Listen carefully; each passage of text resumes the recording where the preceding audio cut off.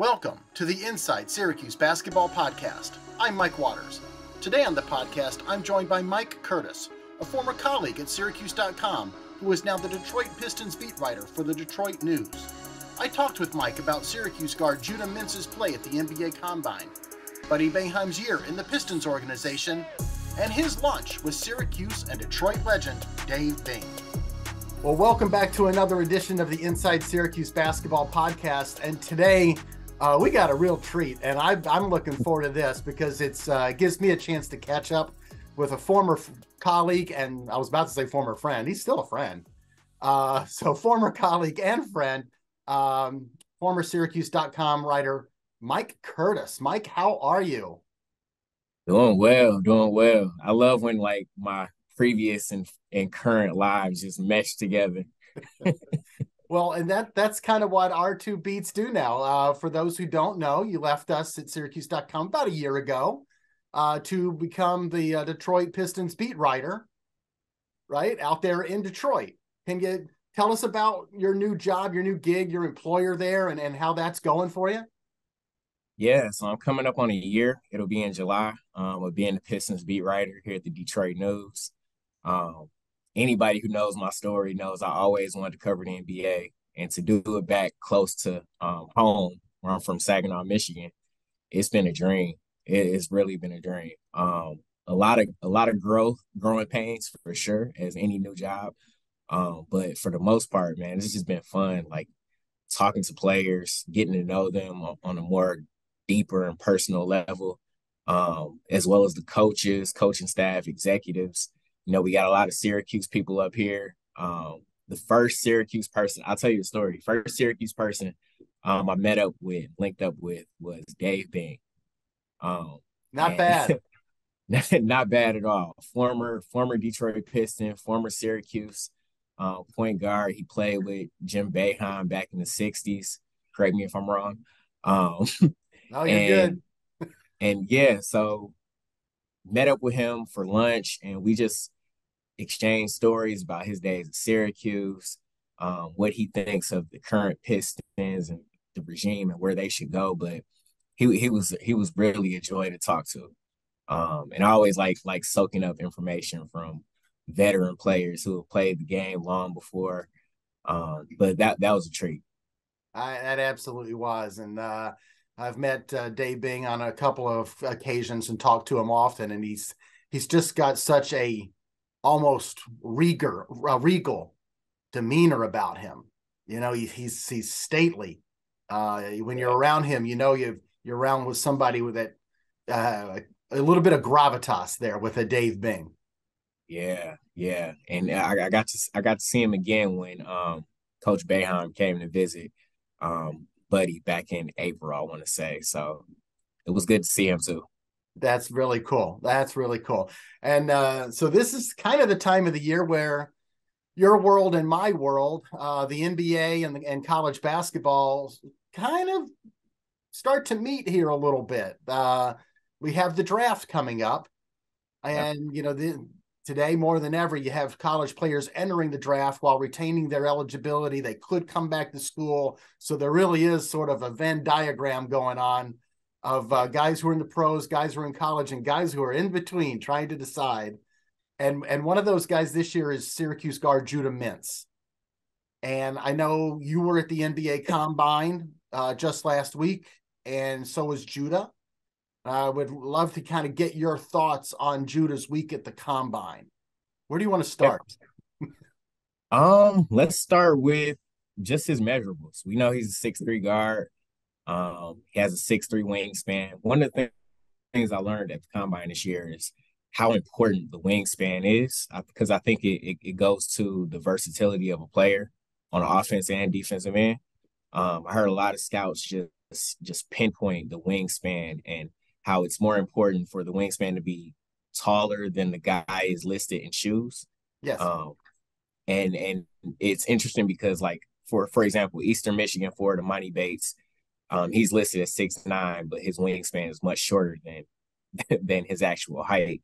So the fact that Judah's is on par with his actual height, I think that boded well for him as a guard. So that's the one thing. The second thing I wanted to point out was just what I was able to see, and that was his catch and shoot drill. Um, it looked pretty good for the most part, but there were some attempts that were kind of off. And we know that wasn't his strongest suit when he was at Syracuse. So that'll be the biggest thing that I guess he hopes to translate to the next level, or at least work on, is that jump shot. And then finally, what I saw from him in the scrimmages, um, the first one, I think he played a little bit more consistent in terms of scoring and getting his teammates involved. And I think the second one he didn't have any assists at all, but he scored a little bit more. But just his ability to kind of like facilitate and run the offense, he looked like he belonged out there, at least with the participants that were in the combine. Who knows what that'll look like at the next level, but I think he had a solid overall performance. Yeah, it's going to be real interesting to see what he ultimately decides. And Yeah. we'll get into this a little bit more, but staying right now on the stuff that you saw at the combine, Mm-hmm. you mentioned the shooting. In the two scrimmages, in one scrimmage, he didn't take any threes. And in the other scrimmage, he took two, missed them both. And I pointed out on after game one that he didn't take any threes. He had a marvelous game. The floor game, you mentioned this, his floor game that day was 7 assists and 1 or 2 turnovers.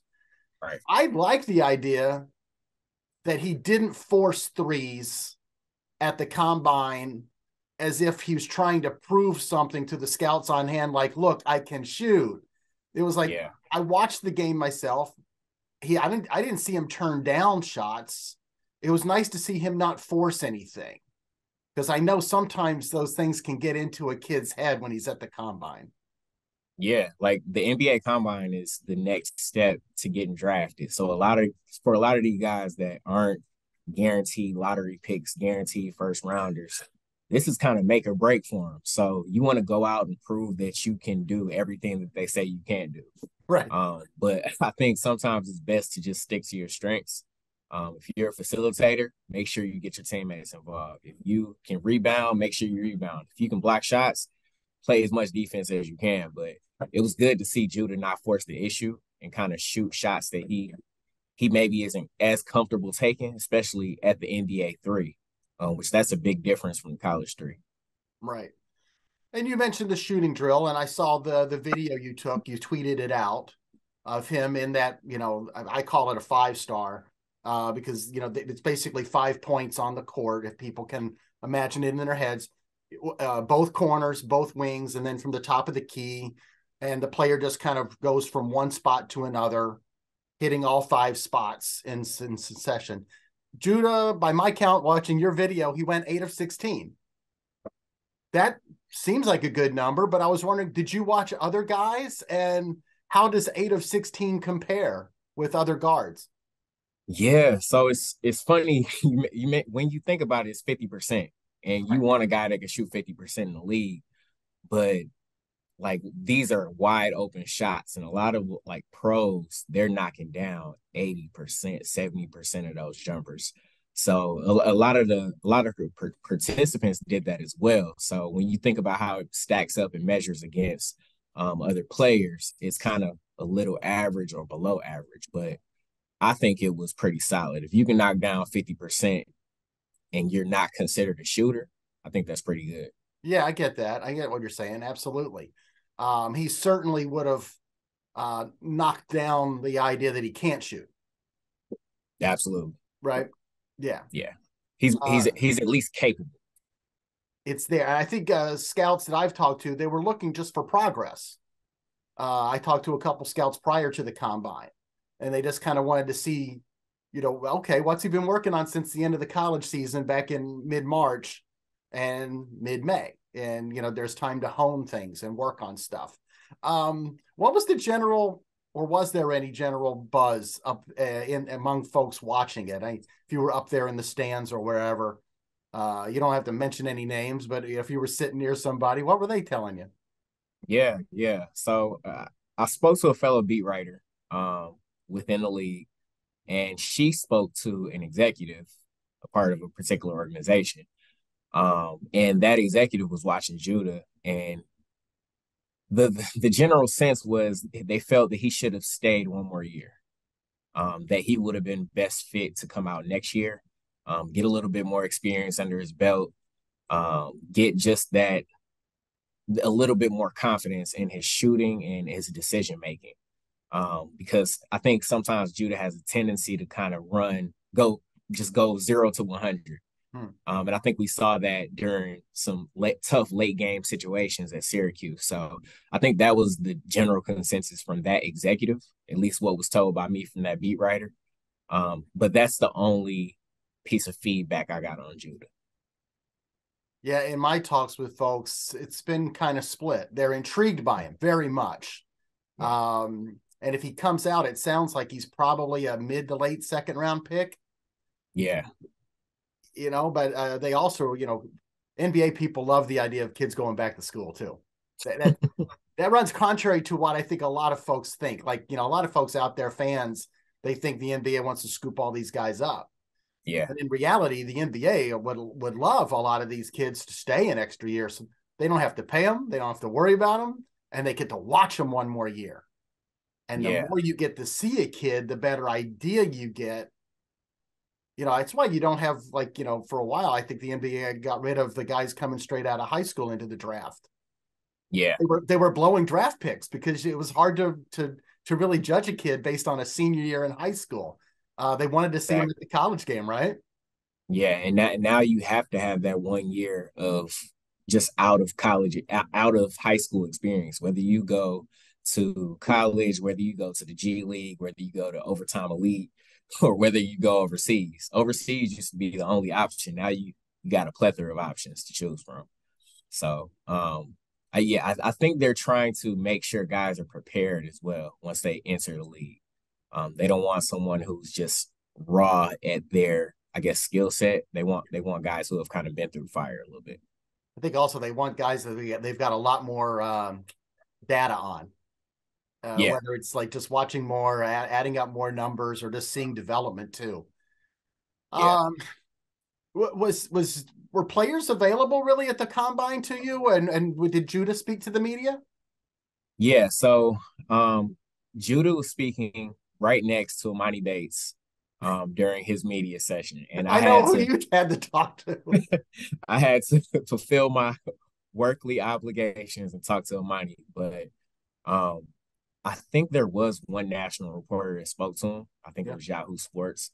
But I wish I would have gotten a chance to talk to him. I did get a chance to see him actually in the hotel lobby. I don't know if you've been to the combine. I think you have, but Donna, your friend and our colleague Donna Datota has done the combine. Yeah, so they have it, or at least this year they had it at Wintrust Arena, which was connected to like a huge Marriott, and the Marriott was like a melting pot of executives, agents, players were staying there. So at any given chance, you could walk by whoever you thought of in the league. I remember I got there one night for, I think I was going to watch one of the scrimmages, and Rich Paul was there talking to one of his clients, and it was like, oh wow, that's Rich Paul. I only see him on TV. But now I forget I'm part of this world now where that's kind of like normal. But yeah, I saw Judah in the lobby one of those days. I just introduced myself, told him I used to cover Syracuse, and that I just told him good luck. It was very brief, but it was kind of cool to see players walking around. Yeah, because you left Syracuse, like we said earlier, about a year ago. So Judah's not a player you covered here at all. You never really had a chance here to talk to him or anything. So I can tell you he's a real engaging kid, very bright, both on and off the court. I hate it when people use basketball IQ as if somebody's not smart off the court too. A real genuine kid. Works hard. We've seen the workouts here.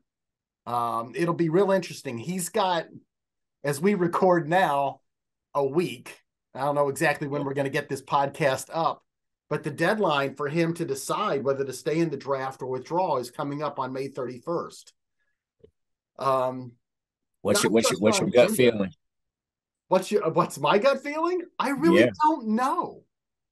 Judah and his folks, mom and dad, have kept things so close to the vest. There's been almost no communication. Um, I really, really, really don't know, because to know what he's going to do is you need to know what his thought process is. right. Like, was his goal to be a first rounder? Well, if that's the case, he's probably coming back. Was his goal to be drafted, period? First or second round, didn't matter. I want to get in the league. I want to get started on my pro career. Well, he's probably staying in. Yeah, But I don't know what his approach to the draft has been. And we don't know what teams are telling him. We can look right. at mock drafts all day long, Yeah, but especially when it gets to the second round of a mock draft, things can get a little squirrely, right? yeah. And then if he does return, it's a pretty crowded backcourt now, right? It would be very interesting. I think it would lend itself to running more, playing Mm, more guys. You're going to play man to man. It's okay if someone gets into foul trouble. It's okay if yeah, someone gets winded. We're going to take them out. I mean, if you think about a backcourt that's got a Judah Mintz in it, a JJ Starling, who you know well, yeah, Chance Westry, a transfer from Auburn, Kyle Cuff Jr. is coming from Kansas, and that's in addition to some of their more versatile wings like Justin Taylor, Quadir Copeland, who could also both play backcourt spots. It'd be amazing. I tell you what, practices would be fun as hell. yeah. But from what I've heard, around the league, too much talent is a good problem to have. Yes, absolutely. And they need it. And it would be an incredible injection. I think getting Judah back would make Syracuse a factor next year. And I know you probably haven't paid attention to the whole roster. So, but yeah, it would make them a real, real factor. So we'll have to see. We got a little bit less than a week to find out. Let's talk about a few other stuff going on your beat that relates to Syracuse. Buddy Boeheim this Yeah, past season was on a two-way deal with the Pistons. Played about 18 games for the G League franchise there, the affiliate in the Motor City Cruise. yep. Played in 10 games with the NBA club, the Pistons. 9 of them were late in the year. Yep. What's the thought on Buddy there in Detroit? And do you think the club's gonna want him back? Yeah, it's a good question. So everyone knows me and Buddy actually came to Detroit at the same time. He was signed by the team on draft night, to a two-way, and I got the job in July. So we both got here at the same time. It was actually funny the first time we saw each other at training camp. We were like, he came up to me, congratulated me. I congratulated him as well. I actually did a story on him before the season ran, just about how he's trying to kind of transition into this new lifestyle, his pro career. He told me he was trying to kind of get under the shadow of his dad's last name, back in Syracuse, and kind of become his own person. So that was pretty cool. But from what I've from what I've heard, Buddy worked hard this year. We all know he's a shooter. And even when his shot wasn't falling, that's one thing he was still gonna do. He wasn't gonna get deterred. He averaged about, I think, 10 points, 3 rebounds in the G League, and didn't get to play much with the regular team, but with the Pistons actually. But once they were, I guess, positioning themselves for the NBA draft lottery, he he got he got a lot of run, especially there in the end with their other two-way player, Jared Rhoden. But his main goal, or his main job, was to come in there and shoot, which is exactly what NBA teams want nowadays. They want somebody that can spread the floor, that can create kind of spacing problems for the opposition. So he didn't particularly shoot well, but I think he played as best as he could this season. In terms of wanting him back, that'll really depend on the offseason and what they do in free agency. I know they want to sign some veteran players that'll help them kind of make the leap. They want to make the leap next year to possibly get into the play-in round. I'm not sure how that'll look, going from the league's worst 17 wins to what's that, maybe a 30, 35 game win. So that's maybe a 20 game turnaround, 15 game turnaround. So Yeah. I don't know. I don't know what they're gonna be thinking, but um hopefully we get to see Buddy again. It'll be a cool story. Yeah, he did shoot about 37% on threes in the G League. Yeah. Listen to people. I don't think people realize how thin the margin is Yeah. between being on an NBA roster, maybe you're the 10th, 12th, 13th, whatever guy, and being in the G League. It is a Yeah. razor thin margin. And you look at some of the guys playing in the playoffs.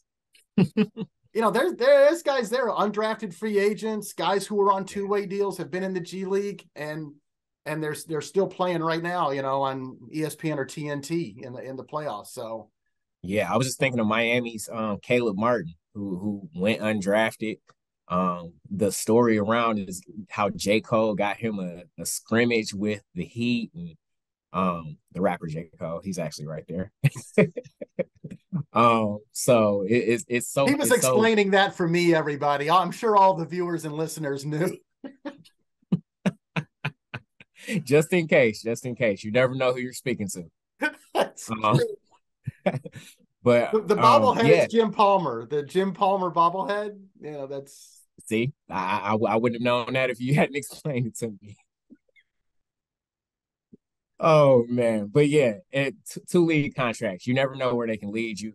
I think as long as Buddy kind of continues to do the work and even like shows more emphasis on the defensive end, we know that wasn't his strong suit when he was at Syracuse, or at least when he made the transition to the league. I think if he kind of emphasizes that a little bit more and just shows a little bit more versatility, then he'll be able to kind of create his own lane. a couple quick general questions. You can be quick on them if you want. What was the Okay. general reaction in Detroit, maybe within the organization and then also among the fans, when the Pistons, who they tied for the best odds of getting the number one pick, fell to number 5?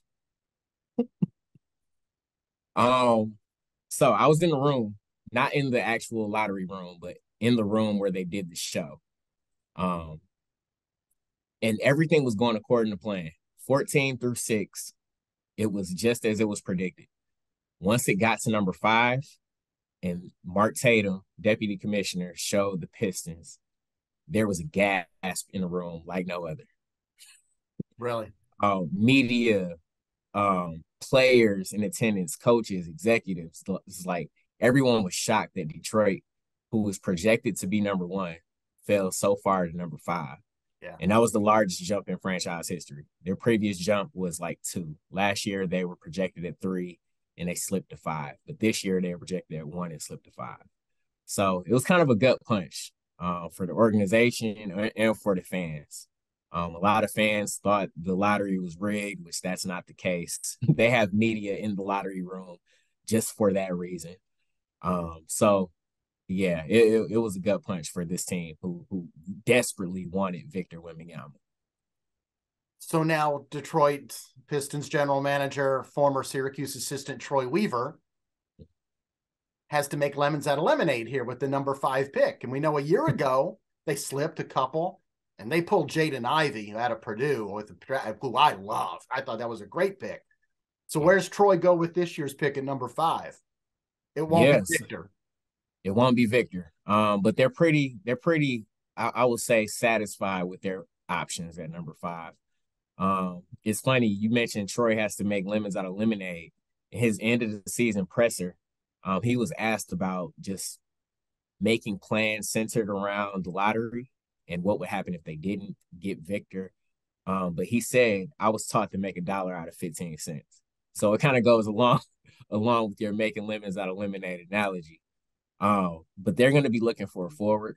They got a boatload of guards: Cade Cunningham, Jaden Ivey, Killian Hayes. They got a lot of centers: Jalen Duren, James Wiseman, Isaiah Stewart, Rochester native, yep. And Marvin Bagley. So they're going to be looking for a forward to kind of complement Bojan Bogdanovic, who played impressively well this year, while Cade Cunningham was hurt. So they're going to be looking for a forward. They want a defensive forward who can also shoot. So when you look at where they're going to be picking at number 5, you can look at Villanova forward Cam Whitmore, Houston forward Jarris Walker. You can look at the overtime elite Thompson twins, Amin and Asar Thompson. Sure. So yeah, you pointed at me when I said Jarris. What are you thinking? I don't know. I like him, and he seems like a Troy Weaver pick, type of player, and played really well as a freshman at Houston. Yeah. Got good size, plays hard, physical. We'll see, right? We'll see. Yeah, I agree. They want someone to, especially with their coaching search, they want someone to emphasize defensive end. And I think Jarris Walker would fit that is like really well. He's defensive minded. He can play both the 4 and the 5. He can switch, he can rotate, which is really important in today's NBA game. So yep. It'll be interesting to see where they go. I know a fan favorite right now is Cam Whitmore just because of his explosiveness. If you watch his highlights from Villanova, shout out to the Big East. Just the fact that he's able to kind of just sky above the rim. They love that. And I think they want a player like that here in Detroit. So, and if they emphasize defense, a point guard who led the ACC in steals last year could be available in the second round. There you go. They also got the number 31 pick. So we'll see if they go with the guard. We'll see if they go with the forward. But like you said, that point guard will be available. Well, listen, Mike, it's been really good just kind of chatting, talking basketball with you, draft and combine. I appreciate your insight into Judah Mintz's upcoming decision. That'll be really interesting. And I tell you what, if when the draft rolls around and Detroit does draft Judah, if Judah is still in the draft, you'll be getting a phone call from me. I'll be looking forward to it. And if I get any insight, I'll be sure to give you a heads up. That'll be great. Hey, listen, really good to see you. Talk to you again. Do not be a stranger. Come back and visit us here in Syracuse. I plan to. I want to this summer, but we'll have to see how things shake out. But I definitely want to come back. I appreciate everything you ever did for me, Mike. I like this is kind of a full circle moment, just being on the podcast. So I enjoyed it. Have had a lot of fun. Tell everybody I said hey. You got it. I'll tell everybody. Thanks, Mike. Thanks, Mike. See you.